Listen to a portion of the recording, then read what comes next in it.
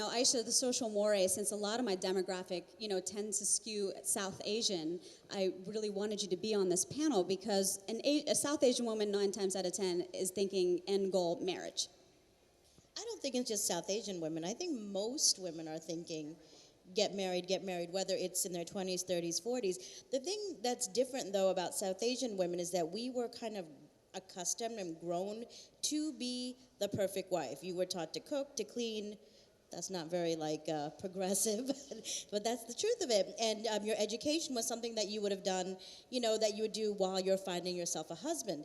What's happening, though, now, and especially in metropolitan cities like New York, is that people are getting married now in their late 20s, early 30s, even in their late 30s. And, it's a very different playing field in terms of getting married. There's no rules, per se, anymore. Well, it's not an arranged marriage anymore. It's what's called an assisted marriage. An assisted marriage.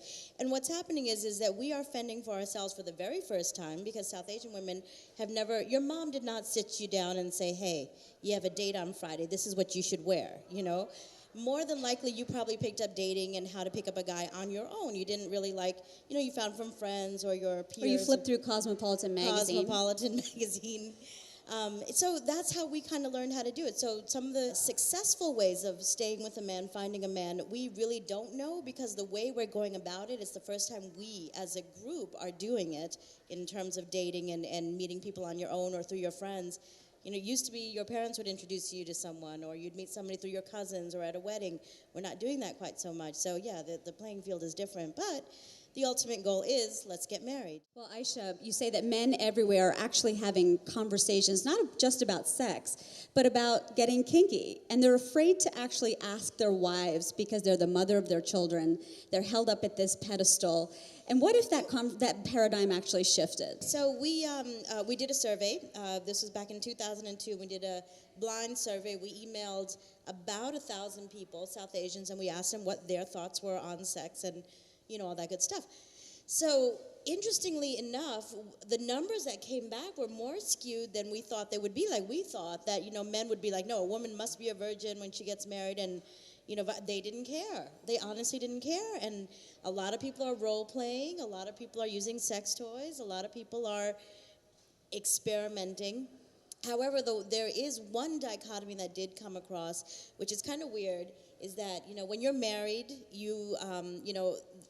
the husband-wife relationship, a lot of husbands look at their wife as, the daughter-in-law of the house, my responsibility, the house is, She's just not going to get freaky with you is what you want to say. Yeah, they're afraid to even ask her to get freaky. I'm trying to think of the English words for this. But she's not going to, you can't ask her to get freaky because, she's so respected in terms of her role in a guy's life.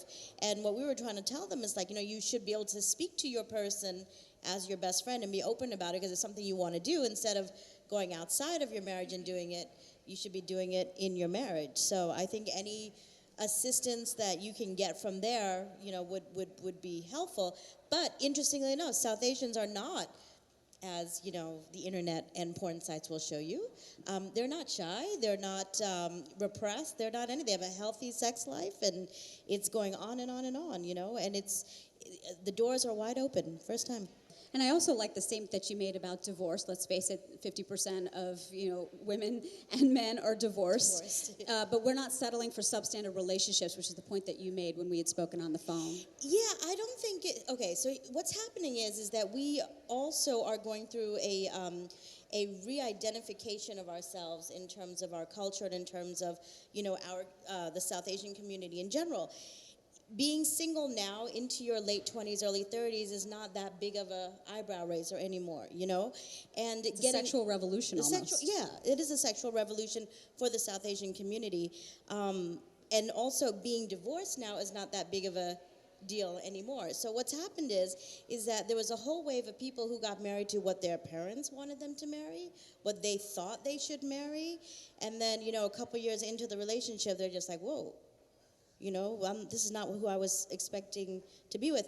And the other thing is because we come from a culture where you would technically go from your parents' house to your father's house with maybe a few years of college in the middle, you never really got a chance to find out who you are, what your likes and wants what you are, want. and what you want. And so you married somebody thinking that that's what I want, and then you didn't, and then you come out and now you're divorced, and you're back outside and you're, meeting people. It's not easy in New York to meet people, as we can all, everybody raise your hand.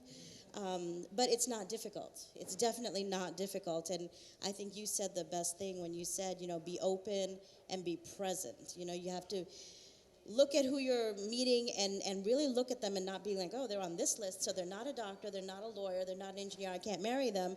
You have to look and say, is this person going to be my supporter, my best friend, my emotional rock, my physical lover? Is that all that criteria being matched? And he happens to be white, or he happens to be black, or he happens to be short, or he happens to be, whatever. You can still have a fantastic relationship, but you got to open your eyes. Yeah, I got to say, being single, older, and South Asian, it's a very hard thing for people to understand, but, there's nothing wrong with it. It's actually kind of fun.